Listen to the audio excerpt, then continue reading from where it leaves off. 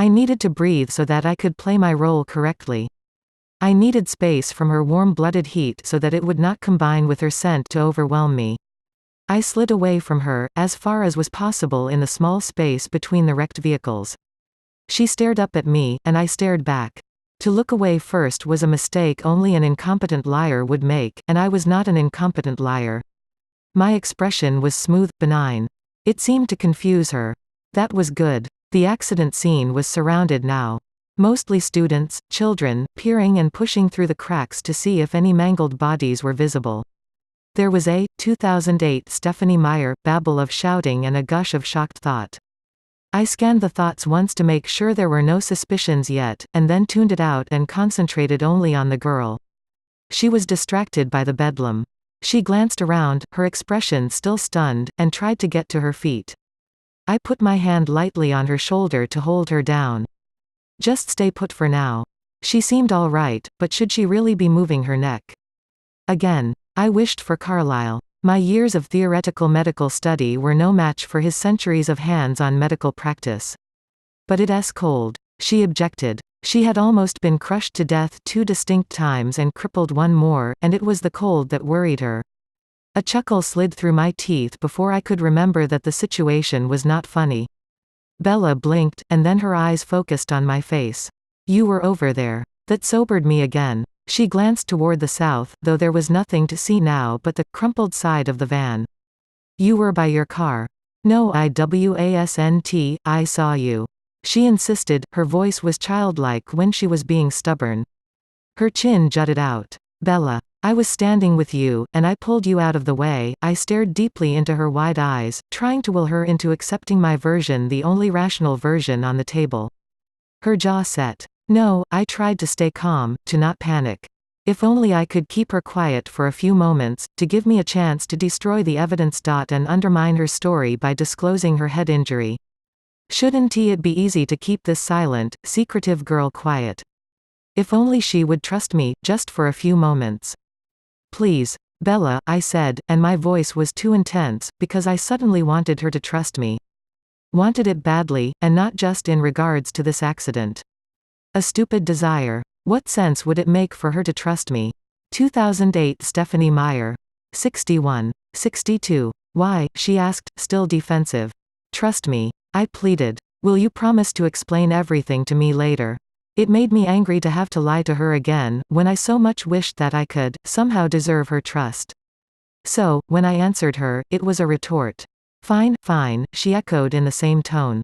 While the rescue attempt began around us adults arriving, authorities called, sirens in the distance. I tried to ignore the girl and get my priorities in the right order. I searched through every mind in the lot, the witnesses and the latecomers both, but I could find nothing dangerous. Many were surprised to see me here beside Bella, but all concluded, as there was no other possible conclusion, that they had just not noticed me standing by the girl before the accident. She was the only one who didn't accept the easy explanation, but she would be considered the least reliable witness. She had been frightened, traumatized, not to mention sustaining the blow to the head. Possibly in shock. It would be acceptable for her story to be confused, wouldn't it? No one would give it much credence above so many other spectators. I winced when I caught the thoughts of Rosalie. Jasper and Emmett, just arriving on the scene. There would be hell to pay for this tonight. I wanted to iron out the indentation my shoulders had made against the tan car, but the girl was too close. I'd have to wait till she was distracted. It was frustrating to wait so many eyes on me as the humans struggled with the van, trying to pull it away from us. I might have helped them. Just to speed the process, but I was already in enough trouble and the girl had sharp eyes. Finally, they were able to shift it far enough away for the EMTs to get to us with their stretchers. A familiar, grizzled face appraised me. Hey, Edward, Brett Warner said. He was also a registered nurse, and I knew him well from the hospital. It was a stroke of luck, the only luck today, that he was the first through to us. In his thoughts, he was noting that I looked alert and calm. You okay, kid? 2008 Stephanie Meyer, perfect. Brett. Nothing touched me. But I am afraid Bella here might have a concussion. She really hit her head when I yanked her out of the way. Brett turned his attention to the girl, who shot me a fierce look of betrayal. Oh, that was right. She was the quiet martyr she'd prefer to suffer in silence. She did not contradict my story immediately, though, and this made me feel easier. The next EMT tried to insist that I allow myself to be treated, but it wasn't too difficult to dissuade him. I promised I would let my father examine me, and he let it go. With most humans, speaking with cool assurance was all that was needed. Most humans. Just not the girl, of course. Did she fit into any of the normal patterns?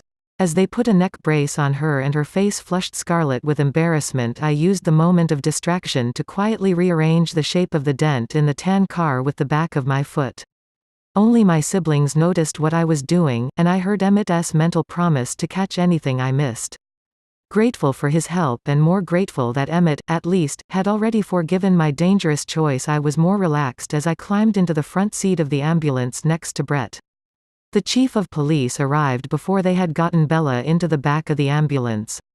Though Bella's father's thoughts were past words, the panic and concern emanating out of the man's mind drowned out just about every other thought in the vicinity. Wordless anxiety and guilt, a great swell of them, washed out of him as he saw his only daughter on the gurney. Washed out of him and through me, echoing and growing stronger. When Alice had warned me that killing Charlie Swan's daughter would kill him, too, she had not been exaggerating. My head bowed with that guilt as I listened to his panicked voice. "Bella," he shouted. "I am completely fine. Dad," she sighed. "There's nothing wrong with me." 2008 Stephanie Meyer. 63. 64. Her assurance barely soothed his dread. He turned at once to the closest EMT and demanded more information. I wasn't until I heard him speaking, forming perfectly coherent sentences despite his panic, that I realized that his anxiety and concern were not wordless. I just could not hear the exact words. Charlie Swan was not as silent as his daughter, but I could see where she got it from. Interesting. I'd never spent much time around the town's police chief.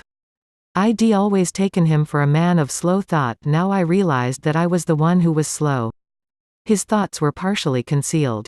Not absent. I could only make out the tenor, the tone of them. I wanted to listen harder, to see if I could find in this new, lesser puzzle the key to the girl's secrets. But Bella was loaded into the back by then, and the ambulance was on its way. It was hard to tear myself away from this possible solution to the mystery that had come to obsess me. But I had to think now, to look at what had been done today from every angle. I had to listen, to make sure that I had not put us all in so much danger that we would have to leave immediately. I had to concentrate. There was nothing in the thoughts of the EMTs to worry me. As far as they could tell. There was nothing seriously wrong with the girl. And Bella was sticking to the story I'd provided. Thus far. The first priority, when we reached the hospital, was to see Carlisle. I hurried through the automatic doors, but I was unable to totally forego watching after Bella. I kept an eye on her through the paramedic's thoughts. It was easy to find my father's familiar mind. He was in his small office, all alone, the second stroke of luck in this luckless day. Carlisle. He'd heard my approach, and he was alarmed as soon as he saw my face. He jumped to his feet, his face paling to bone white. He leaned forward across the neatly organized walnut desk. "Edward, you didn't, 2008 Stephanie Meyer, no, it's not that." He took deep breath. "Of course not. I am sorry I entertained the thought. Your eyes, of course. I should have known." He noted my still golden eyes with relief. "She's hurt, though." "Carlisle, probably not seriously, but what happened? A stupid car accident. She was in the wrong place at the wrong time. But I didn't just stand there, let it crush her, start over. I don't understand. How were you involved?" A van skidded across the ice. I whispered. I stared at the wall behind him while I spoke. Instead of a throng of framed diplomas, he had one simple oil painting, a favorite of his, an undiscovered Hassam. She was in the way. Alice saw it coming, but there wasn't time to do anything but really run across the lot and shove her out of the way. No one noticed, except for her. I had to stop the van, too, but again, nobody saw that besides her. I am sorry, Carlisle. I didn't mean to put us in danger." He circled the desk and put his hand on my shoulder. "You did the right thing. And it didn't have been easy for you. I am proud of you. Edward. I could look him in the eye then. She knows there's something wrong with me, that doesn't matter. If we have to leave, we leave. What has she said? I shook my head, a little frustrated. Nothing yet, she agreed to my version of events, but she's expecting an explanation. He frowned, pondering this. She hit her head well. I did that. I continued quickly. I knocked her to the ground fairly hard. She seems fine, but I don't think it will take much to discredit her account. I felt like a cad just saying the words. Carlyle heard the distaste in my voice. Perhaps that one tea be necessary. Let us see what happens, shall we? It sounds like I have a patient to check on. Please, I said. I am so worried that I hurt her. 2008 Stephanie Meyer. 65. 66. Carlyle's expression brightened. He smoothed his fair hair just a few shades lighter than his golden eyes and he laughed. It's been an interesting day for you, hasn't it? In his mind. I could see the irony, and it was humorous, at least to him. Quite the reversal of roles. Somewhere during that short thoughtless second when I'd sprinted across the icy lot, I had transformed from killer to protector. I laughed with him, remembering how sure I'd been that Bella would never need protecting from anything more than myself. There was an edge to my laugh because, Van notwithstanding, that was still entirely true. I waited alone in Carlyle's office, one of the longer hours I had ever lived, listening to the hospital full of thoughts. Tyler Crowley, the Van's driver, looked to be hurt worse than Bella, and the attention shifted to him while she waited her turn to be X-rayed. Carlyle kept in the background, trusting the PA's diagnosis that the girl was only slightly injured. This made me anxious, but I knew he was right. One glance at his face and she would be immediately reminded of me, of the fact that there was something not right about my family, and that might set her talking. She certainly had a willing enough partner to converse with. Tyler was consumed with guilt over the fact that he had almost killed her, and he didn't seem to shut up about it. I could see her expression through his eyes, and it was clear that she wished he would stop. How did he not see that? There was a tense moment for me when Tyler asked her how she'd gotten out of the way. I waited, not breathing, as she hesitated. He heard her say. Then she paused for so long that Tyler wondered if his question had confused her. Finally, she went on. Edward pulled me out of the way, I exhaled. And then my breathing accelerated. I'd never heard her speak my name before. I liked the way it sounded even just hearing it through Tyler's thoughts. I wanted to hear it for myself. 2008 Stephanie Meyer, Edward Cullen, she said, when Tyler didn't realize who she meant. I found myself at the door, my hand on the knob. The desire to see her was growing stronger. I had to remind myself of the need for caution. He was standing next to me. Cullen, that's weird. I didn't see him. I could have sworn. Wow, it was all so fast. I guess. Is he okay? I think so. He's here somewhere, but they didn't make him use a stretcher. I saw the thoughtful look on her face, the suspicious tightening of her eyes, but these little changes in her expression were lost on Tyler. She's pretty, he was thinking, almost in surprise. Even all messed up. Not my usual type, still. I should take her out. Make up for today. I was out in the hall, then, halfway to the emergency room, without thinking for 1 second about what I was doing. Luckily, the nurse entered the room before I could. It was Bella's turn for X-rays. I leaned against the wall in a dark nook just around the corner, and tried to get a grip on myself while she was wheeled away. It didn't matter that Tyler thought she was pretty.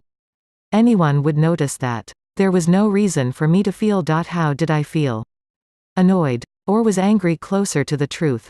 That made no sense at all.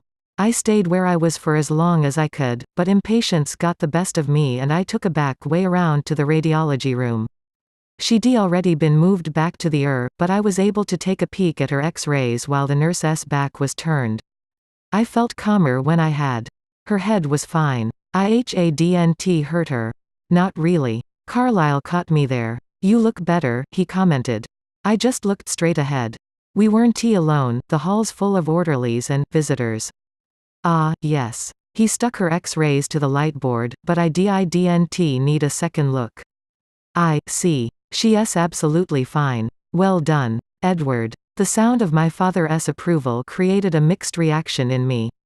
I would have been pleased, except that I knew that he would not approve of what I was going to do now. At least, he would not approve if he knew my real motivations. 2008 Stephanie Meyer. 67. 68. I think I am going to go talk to her before she sees you. I murmured under my breath. Act natural, like nothing happened. Smooth it over. All acceptable reasons. Carlyle nodded absently, still looking over the X-rays. Good idea. I looked to see what had his interest. Look at all the healed contusions. How many times did her mother drop her? Carlyle laughed to himself at his joke. I am beginning to think the girl just has really bad luck. Always in the wrong place at the wrong time. Forks is certainly the wrong place for her, with you here. I flinched. Go ahead. Smooth things over. I'll join you momentarily. I walked away quickly, feeling guilty. Perhaps I was too good a liar, if I could fool Carlyle. When I got to the Tyler was mumbling under his breath, still apologizing. The girl was trying to escape his remorse by pretending to sleep. Her eyes were closed, but her breathing was not even, and now and then her fingers would twitch impatiently. I stared at her face for a long moment. This was the last time I would see her. That fact triggered an acute aching in my chest. Was it because I hated to leave any puzzle unsolved? That did not seem like enough of an explanation. Finally, I took a deep breath and moved into view. When Tyler saw me, he started to speak, but I put one finger to my lips. Is she sleeping? I murmured. Bella's eyes snapped open and focused on my face. They widened momentarily, and then narrowed in anger or suspicion. I remembered that I had a role to play, so I smiled at her as if nothing unusual had happened this morning besides a blow to her head and a bit of imagination run wild. Hey, Edward, Tyler said. I am really sorry. I raised one hand to halt his apology. No blood, no foul. I said wryly. Without thinking. I smiled too widely at my private joke. It was amazingly easy to ignore Tyler, lying no more than 4 feet from me, covered in fresh blood. I'd never understood how Carlyle was able to do that. Ignore. 2008 Stephanie Meyer, the blood of his patients in order to treat them. Wouldn't the constant temptation be so distracting, so dangerous? But, now, I could see how, if you were focusing on something else hard enough. The temptation was be nothing at all. Even fresh and exposed. Tyler's blood had nothing on Bella's. I kept my distance from her, seating myself on the foot of Tyler's mattress. So, what's the verdict? I asked her. Her lower lip pushed out a little. There's nothing wrong with me at all, but they won't let me go. How come you aren't strapped to a gurney like the rest of us? Her impatience made me smile again. I could hear Carlyle in the hall now. It's all about who you know. I said lightly. But don't worry. I came to spring you. I watched her reaction carefully as my father entered the room. Her eyes widened, and her mouth actually fell open in surprise. I groaned internally. Yes, she certainly noticed the resemblance. So, Miss Swan, how are you feeling? Carlyle asked. He had a wonderfully soothing beside manner that put most patients at ease within moments. I couldn't tell how it affected Bella. I am fine. She said quietly. Carlyle clipped her X-rays to the lightboard by the bed. Your X-rays look good. Does your head hurt? Edward Said, you hit it pretty hard. She sighed, and said. I am fine. Again, but this time impatience leaked into her voice. Then she glowered once in my direction. Carlyle stepped closer to her and ran his fingers gently over her scalp until he found the bump under her hair. I was caught off guard by the wave of emotion that crashed over me. I had seen Carlyle work with humans 1,000 times. Years ago. I had even assisted him informally, though only in situations where blood was not involved. So it wasn't a new thing to me, to watch him interact with the girl as if he were as human as she was. I'd envied his control many times, but that was not the same as this emotion. 2008 Stephanie Meyer. 69. 70, envied him more than his control. I ached for the difference between Carlyle and me, that he could touch her so gently, without fear, knowing he would never harm her. She winced, and I twitched in my seat. I had to concentrate for a moment to keep my relaxed posture. Tender? Carlyle asked. Her chin jerked up a fraction. Not really. She said. Another small piece of her character fell into place. She was brave. She didn't like to show weakness. Possibly the most vulnerable creature I'd ever seen, and she didn't want to seem weak. A chuckle slid through my lips. She shot another glare at me. Well, Carlyle said. Your father is in the waiting room, you can go home with him now. But come back if you feel dizzy or have trouble with your eyesight at all. Her father was here. I swept through the thoughts in the crowded waiting room, but I couldn't pick his subtle mental voice out of the group before she was speaking again, her face anxious. Can't I go back to school? Maybe you should take it easy today. Carlyle suggested. Her eyes flickered back to me. Does he get to go to school, act normal, smooth things over, ignore the way it feels when she looks me in the eye? Someone has to spread the good news that we survived. I said. Actually, Carlyle corrected. Most of the school seems to be in the waiting room. I anticipated her reaction this time, her aversion to attention. She didn't disappoint. Oh no, she moaned, and she put her hands over her face. I liked that I'd finally guessed right. I was beginning to understand her. Do you want to stay? Carlyle asked. 2008 Stephanie Meyer. No, she said quickly, swinging her legs over the side of the mattress and sliding down till her feet were on the floor. She stumbled forward, off balance, into Carlyle's arms. He caught and steadied her. Again, the envy flooded through me. I am fine, she said before he could comment, faint pink in her cheeks. Of course, that wouldn't bother Carlyle. He made sure she was balanced, and then dropped his hands. Take some Tylenol for the pain, he instructed. It doesn't hurt that bad. Carlyle smiled as he signed her chart. It sounds like you were extremely lucky. She turned her face slightly, to stare at me with hard eyes. Lucky Edward happened to be standing next to me. Oh, well, yes. Carlyle agreed quickly, hearing the same thing in her voice that I heard. She hadn't written her suspicions off as imagination. Not yet. All yours. Carlyle thought. Handle it as you think best. Thanks so much. I whispered. Quick and quiet. Neither human heard me. Carlyle's lips turned up a tiny bit at my sarcasm as he turned to Tyler. I am afraid that you'll have to stay with us just a little bit longer, he said as he began examining the slashes left by the shattered windshield. Well, I'd made the mess, so it was only fair that I had to deal with it. Bella walked deliberately toward me, not stopping until she was uncomfortably close. I remembered how I had hoped, before all the mayhem, that she would approach me. This was like a mockery of that wish. Can I talk to you for a minute? She hissed at me. Her warm breath brushed my face and I had to stagger back a step. Her appeal had not abated one bit. Every time she was near me, it triggered all my worst, most urgent instincts. Venom flowed in my mouth and my body yearned to strike, to wrench her into my arms and crush her throat to my teeth. My mind was stronger than my body, but only just. Your father is waiting for you, I reminded her, my jaw clenched tight. 2008 Stephanie Meyer. 71. 72. She glanced toward Carlyle and Tyler. Tyler was paying us no attention at all, but Carlyle was monitoring my every breath. Carefully. Edward, I'd like to speak to you alone, if you don't mind. She insisted in a low voice. I wanted to tell her that I did mind very much, but I knew I would have to do this eventually. I may as well get on with it. I was full of so many conflicting emotions as I stalked out of the room, listening to her stumbling footsteps behind me, trying to keep up. I had a show to put on now.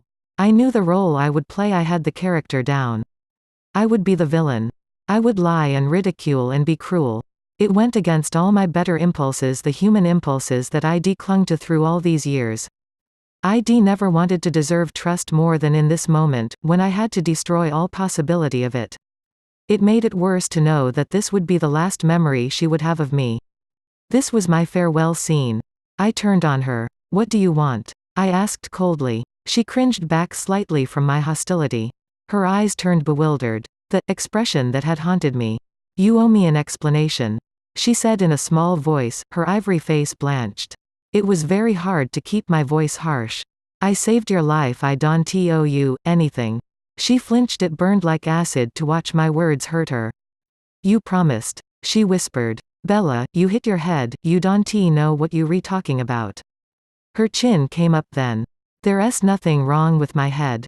She was angry now, and that made it easier for me. I met her glare, making my face more unfriendly. What do you want from me? Bella, I want to know the truth. I want to know why I am lying for you. What she wanted was only fair. It frustrated me to have to deny her. 2008 Stephanie Meyer, what do you think happened? I nearly growled at her. Her words poured out in a torrent.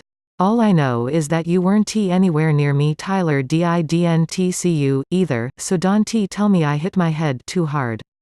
That van was going to crush us both and it didn't, and your hands left dents in the side of it and you left a dent in the other car, and you were not hurt at all and the van should have smashed my legs, but you were holding it up. Suddenly, she clenched her teeth together and her eyes were glistening with unshed tears. I stared at her, my expression derisive, though what I really felt was awe. She had seen everything. You think I lifted a van off you? I asked sarcastically. She answered with one stiff nod. My voice grew more mocking. Nobody will believe that, you know. She made an effort to control her anger. When she answered me, she spoke each word with slow deliberation. I am not going to tell anybody. She meant it. I could see that in her eyes. Even furious and betrayed, she would keep my secret. Why? The shock of it ruined my carefully designed expression for half a second, and then I pulled myself together. Then why does it matter? I asked, working to keep my voice severe. It matters to me, she said intensely. I don't like to lie, so there'd better be a good reason why I am doing it. She was asking me to trust her. Just as I wanted her to trust me. But this was a line I could not cross. My voice stayed callous. Can't you just thank me and get it over with? Thank you, she said, and then she fumed silently, waiting. You're not going to let it go, are you? No, in that case. I didn't tell her the truth if I wanted to. And I didn't want to. I'd rather she made up her own story than know what I was, because nothing could be. 2008 Stephanie Meyer. 73. 74. Worse than the truth, I was a living nightmare, straight from the pages of a horror novel. I hope you enjoyed disappointment. We scowled at each other. It was odd how endearing her anger was. Like a furious kitten, soft and harmless, and so unaware of her own vulnerability. She flushed pink and ground her teeth together again. Why did you even bother? Her question wasn't one that I was expecting or prepared to answer. I lost my hold on the role I was playing. I felt the mask slip from my face, and I told her this one time the truth. I don't know. I memorized her face one last time. It was still set in lines of anger, the blood not yet faded from her cheeks, and then I turned and walked away from her. 2008 Stephanie Meyer. 4. Visions. I went back to school. This was the right thing to do, the most inconspicuous way to behave. By the end of the day, almost all the other students had returned to class, too. Just Tyler and Bella and a few others who were probably using the accident as a chance to ditch remained absent. It shouldn't be so hard for me to do the right thing. But, all afternoon, I was gritting my teeth against the urge that had me yearning ditch, too, in order to go find the girl again. Like a stalker. An obsessed stalker. An obsessed, vampire stalker. School today was somehow, impossibly even more boring than it had seemed just a week ago. Coma-like. It was as if the color had drained from the bricks, the trees, the sky, the faces around me. I stared at the cracks in the walls. There was another right thing I should be doing. That I was not. Of course, it was also a wrong thing. It all depended on the perspective from which you viewed it. From the perspective of a Cullen, not just a vampire, but a Cullen, someone who belonged to a family, such a rare state in our world, the right thing to do would have gone something like this. I am surprised to see you in class. Edward. I heard you were involved in that awful accident this morning. Yes. I was. Mr. Banner, but I was the lucky one. A friendly smile. I didn't get hurt at all. I wish I could say the same for Tyler and Bella. How are they? I think Tyler is fine, just some superficial scrapes from the windshield glass. I am not sure about Bella, though. A worried frown. She might have a concussion. I heard she was pretty incoherent for a while, seeing things even. I know the doctors were worried. That's how it should have gone. That's what I owed my family. 2008 Stephanie Meyer. 75. 76. I am surprised to see you in class. Edward. I heard you were involved in that awful accident this morning. IWASNT hurt. No smile. Mr. Banner shifted his weight from foot to foot, uncomfortable. Do you have any idea how Tyler Crowley and Bella Swan are? I heard there were some injuries. I shrugged. I wouldn't know. Mr. Banner cleared his throat. Right. He said, my cold stare making his voice sound a bit strained. He walked quickly back to the front of classroom and began his lecture. It was the wrong thing to do. Unless you looked at it from a more obscure point of view. It just seemed so unchivalrous to slander the girl behind her back, especially when she was proving more trustworthy than I could have dreamed. She hadn't said anything to betray me, despite having good reason to do so. Would I betray her when she had done nothing but keep my secret? I had a nearly identical conversation with Mrs. Goff, just in Spanish rather than in English, and Emmett gave me a long look. I hope you have a good explanation for what happened today. Rose is on the warpath. I rolled my eyes without looking at him. I actually had come up with a perfectly sound explanation. Just suppose I hadn't done anything to stop the van from crushing the girl. I recoiled from that thought. But if she had been hit, if she'd been mangled and bleeding, the red fluid spilling, wasting on the blacktop, the scent of the fresh blood pulsing through the air, I shuddered again, but not just in horror. Part of me shivered in desire. No.